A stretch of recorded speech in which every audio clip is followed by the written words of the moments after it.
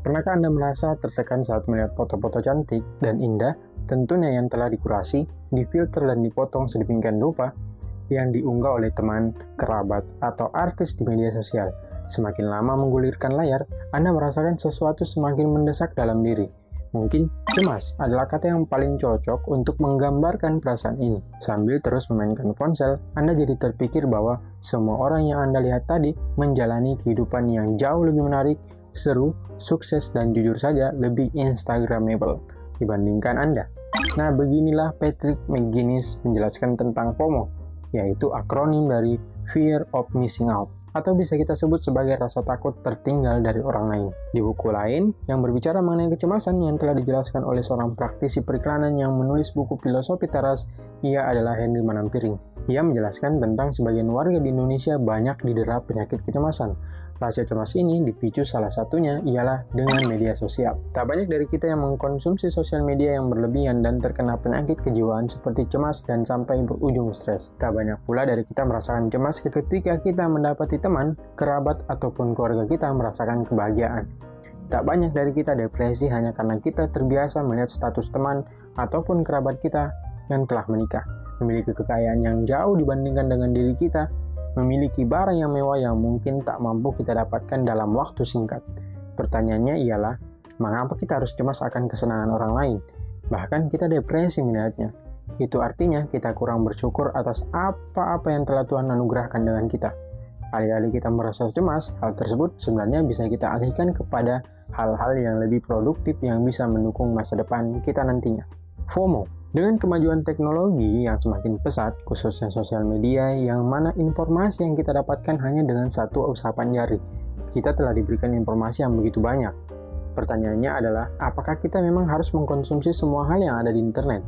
Tentu tidak, dan hal yang paling membahayakan ketika kita berlebihan menggunakan internet ataupun sosial media adalah kita akan terbiasa mencari hal-hal yang sifatnya instan, yang mana akan berdampak buruk bagi kesehatan otak kita. Dalam buku Nicholas Carr yang berjudul The Shallow menjelaskan tentang bahayanya menggunakan internet berlebihan yang mengakibatkan adanya pendangkalan otak.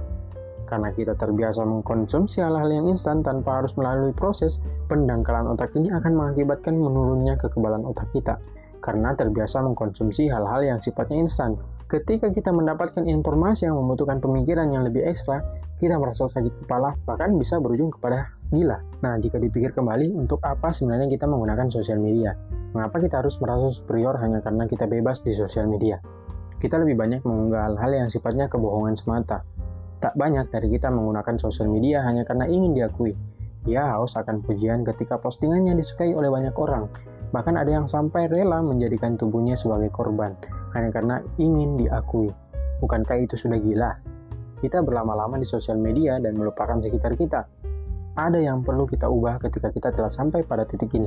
Nah, dalam pembahasan ini, penulis menjelaskan tentang FOMO bukan salah Anda. Ia menjelaskan bahwa FOMO bahkan telah ada sebelum teknologi menguasai dunia.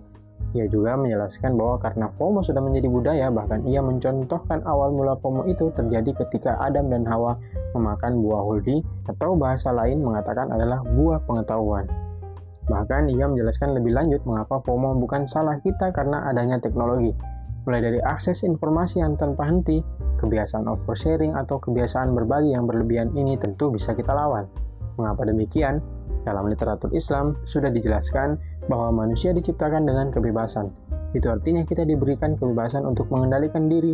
Bahkan lebih lanjut, potensi manusia itu bisa melampaui potensi yang ada pada malaikat. Mengapa kita harus kalah dengan FOMO yang sudah menjadi darah daging kita, atau menjadi budaya? Atau bahkan dengan kecepatan informasi yang kita terima, kita memiliki potensi untuk mengendalikan diri. Hanya jika kita menginginkannya, cukup dengan tidak pusing dengan apa-apa yang tidak ada dalam kendali kita, dan hanya berfokus pada hal-hal yang bisa kita kendalikan. Jika Anda pernah memblokir seseorang di media sosial hanya karena Anda tidak suka dengan kesuksesannya, menyaksikan orang lain sesumbar tentang keberhasilannya setiap hari, berhati-hatilah. FOMO ada dalam diri Anda.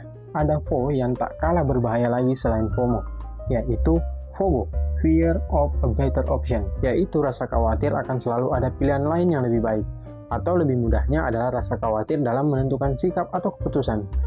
FOMO adalah penyakit yang membuat kita merasa berkelimpahan pilihan sampai-sampai selalu membuka opsi dan terus-terusan bertaruh. Akibatnya dunia kita hanya dipenuhi oleh kemungkinan yang menjerat diri sendiri dan orang lain. Bukannya menimbang, menjatuhkan pilihan, dan melanjutkan hidup, kita justru menunda sesuatu yang sebenarnya tidak bisa kita hindari. FOMO adalah masalah serius yang bisa jauh lebih merugikan daripada FOMO. Berbeda dari FOMO yang merupakan pergulatan batin seseorang, konsekuensi FOMO tidak hanya dirasakan oleh kita sebagai pelakunya, tetapi juga orang-orang di sekeliling kita.